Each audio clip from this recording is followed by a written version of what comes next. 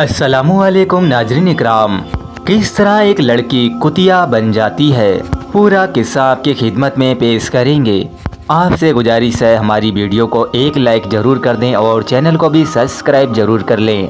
आइए शुरू करते हैं। एक समय की बात है, एक छोटे से गांव में एक लड़की रहती थी जिसका नाम लैला था। लैला बहुत ही सुंदर और बहुत मालदार लड़की थी। उसकी खूबसूरती के चर्चे हर जगह थे और बहुत मालदार थी। पर लैला के दिल में रहम नाम की चीज़ भी नहीं थी। लैला किसी पर रहम नहीं करती थी। उसका दिल बहुत कठोर दिल था। लैला हमेशा गरीबों का मजाक उड़ाया करती थी और गरीब लोगों को अपने से नीचा हमेशा समझती थी।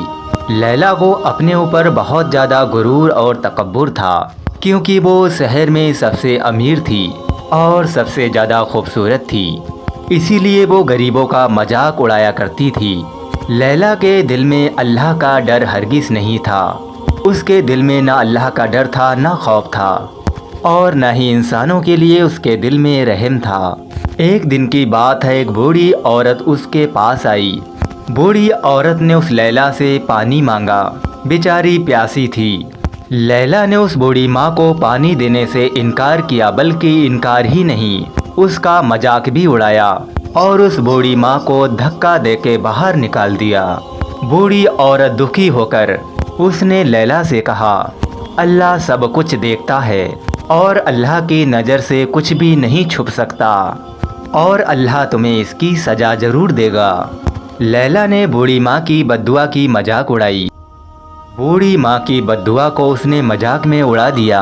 बूढ़ी माँ की बातों का लैला पर कुछ भी असर न हुआ और लैला दिन पे दिन बिगड़ती ही चली गई।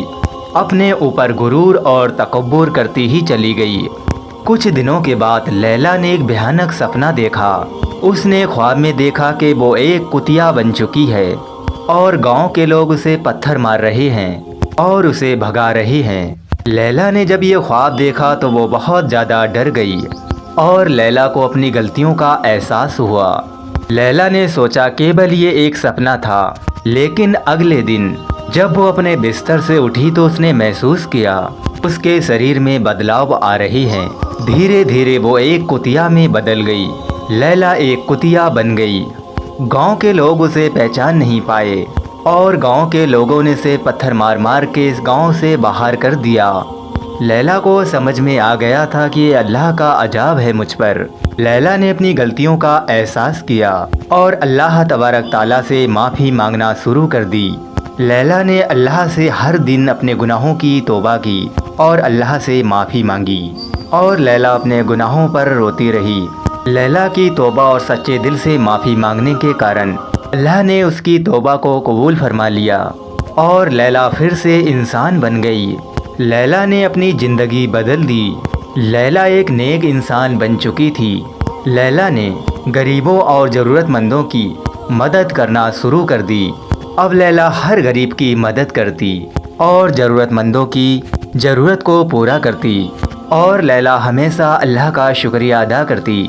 लैला गरीबों और मोहताजों से इस कदर मोहब्बत करती कि अपने हाथों से उन्हें खाना खिलाती और बेइंतहा उनकी मदद करती थी। लैला की ज़िंदगी पूरी तरीक़ा से बदल चुकी थी और अल्लाह तबारक ताला की नेक बंदी बन गई। इस कहानी से हमें ये सबक मिलता है, अपने चेहरे पर या अपनी ताकत पर या अपनी दौलत पर गुरूर और तकब्बुर नहीं करना चाहिए, क्योंकि अल्लाह तबारक ताला की नज़र से कुछ छुप नहीं सकता। वो सब कुछ देखता है।